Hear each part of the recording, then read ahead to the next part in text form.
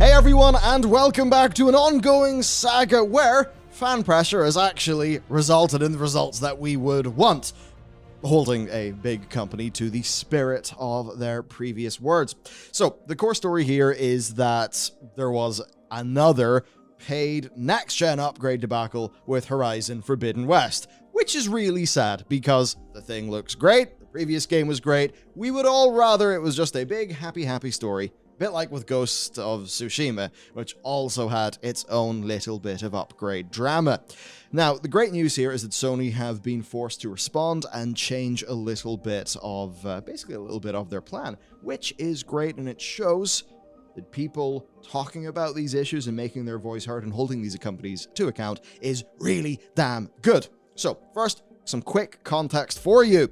The standard edition of Forbidden West is $60 on the PS4 and $70 on the PS5, whether that be digital or physical, with a special edition, $70 on the PS4, $80 on the PS5 that's physical only. It's got a steelbook, a mini art book, digital soundtrack, Nora Legacy gear.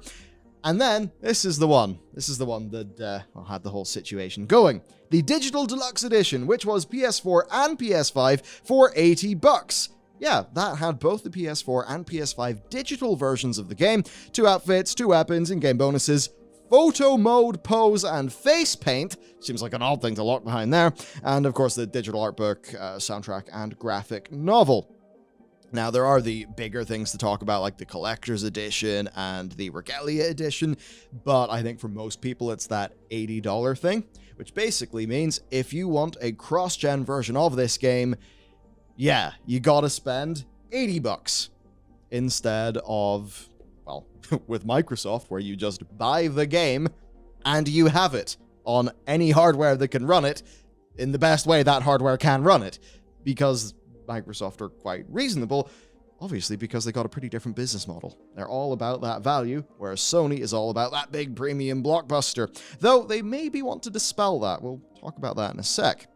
But yeah, the 2 cheapest versions of this game with their initial plan had no cross-gen whatsoever. So if you wanted cross-gen, then also if you wanted cross-gen and anything that's like physical, well, that was actually $200 because that's the way there. It was only the digital deluxe version that had the dual entitlement. So pretty rough, really trying to find those high spenders. Now, the reason why all of this was a problem is that there was seemingly no plan for just a $10 upgrade, in the same way that if you own Ghost of Tsushima, well, you can purchase the upgrade to PS5. Which is what I ended up doing. They didn't actually seem to have that as a plan. And what was really a lot more rough is they'd actually promised that it would be free, essentially. Now, the spirit of their promise does mean that this game should be free based on how they presented this game, even though this game no longer is a launch title because of the delays, but it's an interesting thing to go into. So as for what was the problem, well, not offering cross-gen on the same console platform, that's just a missed opportunity to make somebody feel good about their purchase. Money. It just all comes down to money. They just wanted extra money from people and even were willing to have a bonus photo mode pose, which is like a bit of a weird thing. Now, people were obviously a bit in uproar at this. I mean, if you take Ghost of Tsushima, people generally felt like they were being nickel and dimed for that extra $10. For me, it was £9. I actually ended up purchasing the director's cut. It was weird. I purchased the director's cut, and then I seemingly had to spend another £9 in a separate purchase to get the PS5 stuff. So the whole flow in the store was a little bit weird seeming to me. Just some weirdness going on with how that is done. But that wasn't even part of the plan. So it is a bit rough. People obviously called them out in this, right? So the upgrade path was not put in place. And yeah, they really wanted you to, if you wanted cross-gen, spend $80 instead of $60, and then a $10 upgrade. Whereas with Microsoft, of course, it'll just all be included. Now, Sony have given in, and this is the statement they issued. Thursday was to be a celebration of Horizon Forbidden West and the amazing team at Guerrilla. However, it's abundantly clear that that the offerings we confirmed in our pre-order kickoff missed the mark. You always know it's good when they say missed the mark. It usually actually means we got caught out. Because as they even admit, last year we committed to deliver free upgrades for our cross-gen launch titles, which included Horizon Forbidden West. While the pandemic's profound impact pushed Forbidden West out of the launch window we initially envisioned, we will stand by our offer. Of course, just as you weren't going to. You had to be called out in order to stand by that offer. And this is a game that, in its original marketing, had led people to think it would be a cross-gen title. So they've said that players who purchase Forbidden West on PS4 will be able to upgrade to the PS5 version for free. They also said, and this is the bit where it's very clear that this is an exception and they're stating the new rule going forward, I also want to confirm today that moving forward, PlayStation first-party exclusive cross-gen titles, newly releasing on PS4 and 5, both digital and physical, will offer a $10 digital upgrade option from PS4 to PS5. This will apply to the next God of War and Gran Turismo 7, and any other exclusive cross-gen PS4 and PS5 titles published by Sony Interactive Entertainment. So there you go, and there's a little extra note from Polygon that Sony noted that upgrading a PS4 version of a cross-gen game to a digital version of that game on the PS5 will require a PS5 console with a disc drive. So there's that as well. Yeah, they're basically just doubling down that they're not doing what Microsoft are doing, right? Doesn't matter what it is. If you buy a Microsoft game and it is what it is. There's no upgrade cost. There's no extra thing. Whereas with Sony, yeah, sure, they're keeping $60 for a PS4 game, but they're obviously trying to get you in with that $10 upgrade. And then, of course, what they really tried to do, and you have to examine what they tried to do to really understand what they wanted to do, because what they wanted to do with this game was not a $10 upgrade. It was obviously to get people to buy a $20 digital deluxe edition. Of course, a digital deluxe edition, you might think, oh, well, that extra $10 on top of the $10 for the upgrade gets you some cool new things.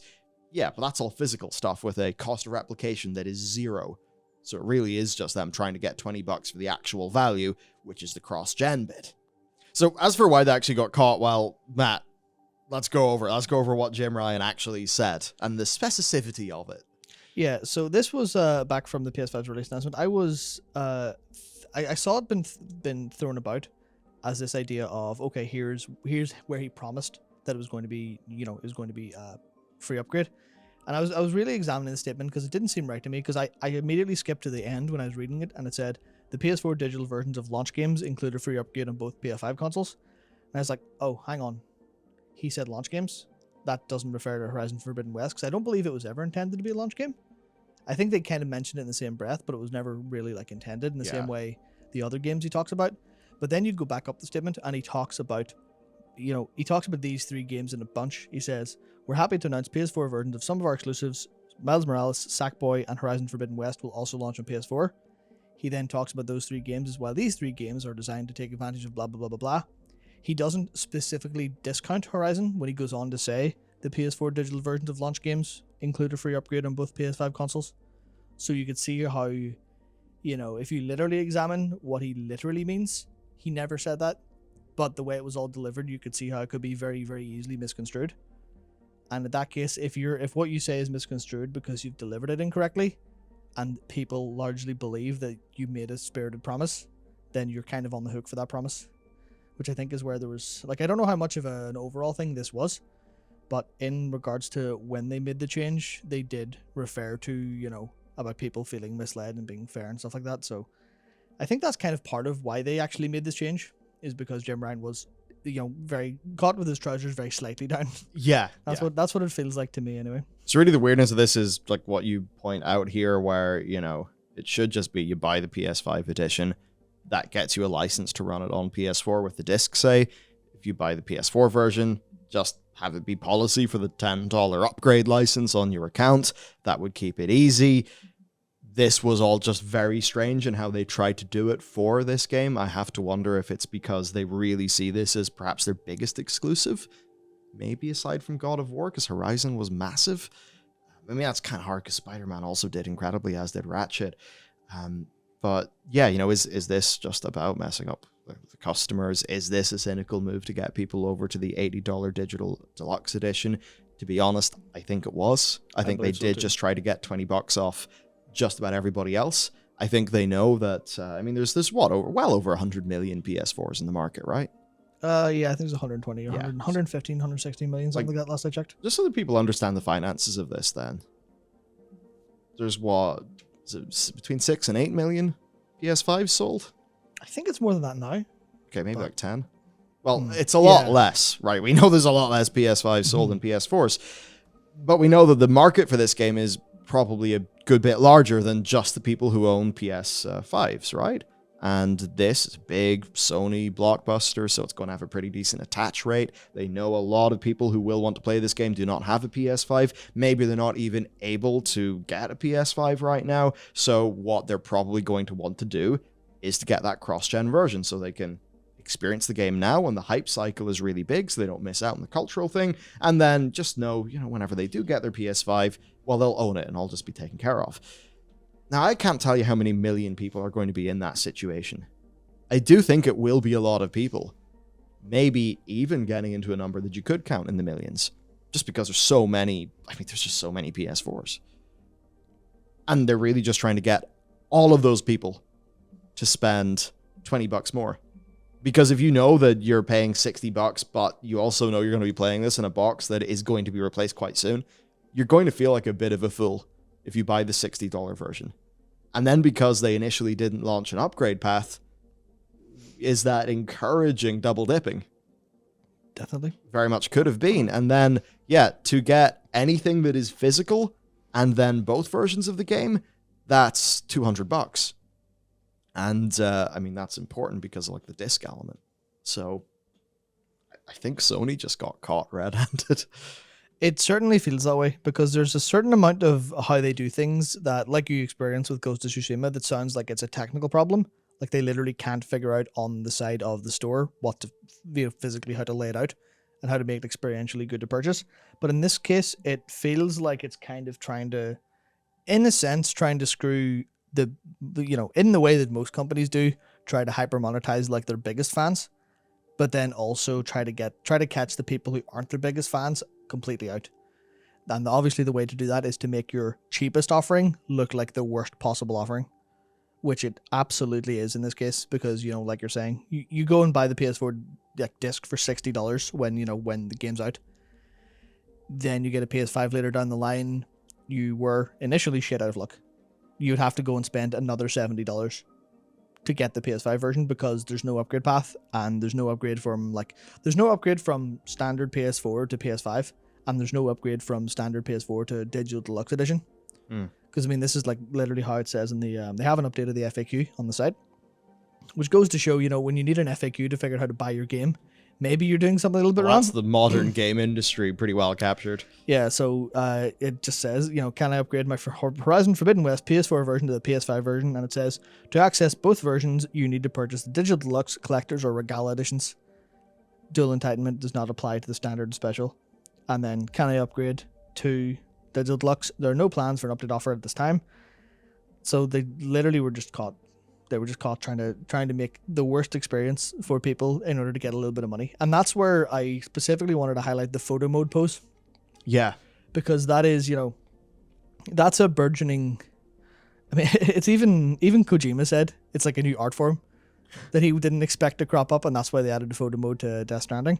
But it's that's such an important thing for the super fans of Sony's works, that they're now trying to even force people who like the game but maybe don't want the Regala edition or the collector edition. They're like, no, if you give us an extra $10-$20, then we'll give you this photo mode, which will be able to give you, you can show off on Twitter in whatever way you want that you are a super fan. Yeah, you have this unique pose. Yeah, so it's really, again, it comes across like marketing people and sales people trying to pull the little extra bit of money they can out of every customer. Yeah, which feels really transparent. And props to them for actually managing to do the right thing in the end, but they had to.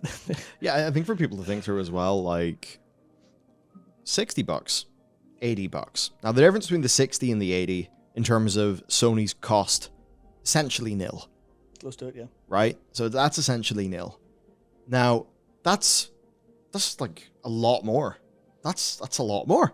That's a third of another PS4 game. Like, Yeah, exactly. I mean, it's literally a third more expensive, Yeah. or well, no, I'm slightly under that, but whatever, than the base PS4 version with that $20 premium with their initial plan of trying to get people into the digital deluxe. And if you just think about it, you could sell a few million more copies and spend a lot of marketing money to do that. Or you just do smart little things like this, and you get another 20% here, 10% there, 15% there. You just do all of those real smart little schemes that really increase the profitability and all of that, because if you're going to get so many million more sales, well, the sales are great, but the other thing that matters is how much money you get. So if you can just pull off jiggery pokery like this, then bam, you're in a great state. Like, think of with Tsushima, that's a game that came out on PS4 a decent while ago now, and a pretty high percentage of people who own that game are probably going to get that $10, that $10 upgrade. So that's actually really interesting. It's like an interesting form of deferred revenue then, with all of those PS4 games. Yeah, I'm just glad they didn't charge for the PS5 upgrade for Horizon, Zero Dawn. yeah, I mean that's the thing. If they wanted to, they probably could. But I feel like they felt, we can't do this with Forbidden West coming up. But if Forbidden West wasn't coming up, I can almost guarantee they would have released a PS5 version of Zero Dawn. But in this case, they went, nah, all we're really doing is unlocking the FPS from 30 to 60. So that's all they did. And I think all of this goes to show how we're dealing with a very different games market to the market where The Last of Us Remastered, or whatever the hell it was called. Yeah. It was the version that had the DLC and, ran at 60 FPS, which was great for playing that game. But they released that game in 2 years later? Yeah, or however long it was. It was pretty short. It's like a full new paid version of the game at full price for the PS4 console. That, in terms of timing, if now was then I think you could have expected, Horizon, or like a Horizon Zero Dawn, remastered edition or something like that on the PS5 for a full box price, trying to get a double dip. Yeah. But that's just the sort of thing where I think people are now finding that to be a bit untenable, which I guess is maybe part of why everyone's trying to ratchet up their price, because at the end of the day, Sony does not have the massive, massive quantity of money and resources that Microsoft has, and maybe that's why Microsoft can compete, even though it doesn't have the games right now, by just giving everyone a really good deal. Yeah, it's interesting. The way I think about it is almost like it's a push and pull between the forces of marketing and the forces of the consumer base. But specifically, it's like the way I think of this specifically is marketing is basically hyper optimized. In the same way that games are getting better, marketing and sales teams are getting better. Yeah. They're getting smarter. They're doing more consumer research. They've got all of the data from all of the PS4 sales and how the little things here and there made them a little bit of extra money. So they're going to try to optimize you out of 10%. They're going to try to optimize you out of 20%. In this case, they're going to try to optimize you out of a third. And that's the thing that we need to be sort of paying attention to. And it's the same way they tried with, they've been trying for years with all the collector's editions, all the day one edition stuff. Because I remember, what was it I bought? I bought, it was Final Fantasy 13-2. And I remember I spent an extra, either a tenner or I think it was an extra tenner when I was in game, because I saw the box that had some cool stuff in it. And that stuff wasn't worth a tenner. It was to me at the time, but it was fairly cheap, just sort of shit they threw in for the crack. So that, they're constantly trying to optimize us out of ways to, just sneak up the price of games. And this is one of them where they're like, oh yeah, okay, sorry everyone, PS5 games are going to cost $70 this gen. Sorry about that, but the cost of game development's gone up. This is a premium experience, etc., etc., etc. But the cost, they're hoping everyone buys it for $80, not $70. And you can tell that the fact that the Digital Deluxe Edition is $80 and the PS5 Standard Edition $70 is the same thing of, no, don't buy that. Don't buy the Standard Edition. You're better than that. This is premium. We'll give you a load of shit that really should probably be in the game. Yeah. What shit did we carve out for the extra edition? Yeah. So that's basically that. I guess the only other thing to mention, though, is the PlayStation Showcase is June the 9th. And look, we've been hard on Sony in general because we think we have to. We obviously will admit the big difference between Sony and Microsoft, though. Sony have got the games.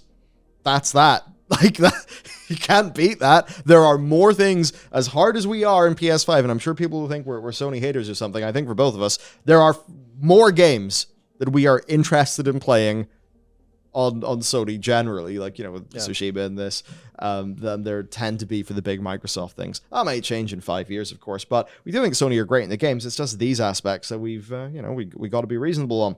Now, one thing, the final thing before we leave, is that it seems like Sony are trying to dispel some narratives, specifically the whole Sony only cares about blockbusters narrative, because for that next showcase, which is rumored to show off God of War 2 stuff, it apparently will also, to quote them, include updates from PlayStation Studios and some of the industry's most imaginative developers. And from a few things that I've heard, they are trying to make amends with indies and things like that, which is it's all good stuff we support.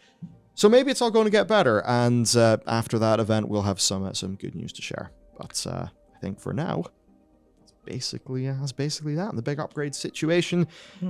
While I think many will disagree on the whole thing with the $10 premium, especially I think in cases where it doesn't feel particularly justified. I know that now that the Tsushima one's out, like I think Digital Foundry were like, it's good, but is it really that? At least there's now a clear policy so consumers can understand what the deal is. And I think that's a very important thing. So, all right, that's that from us. All this aside, I'm actually quite looking forward to Forbidden West from the few hours of Zero Dawn that I've played. And now that I can play Zero Dawn at an acceptable frame rate because with the copy that I already own, I think it's probably time to play that. So that's it for me and for Matt. Thanks for watching, and we'll see you next time.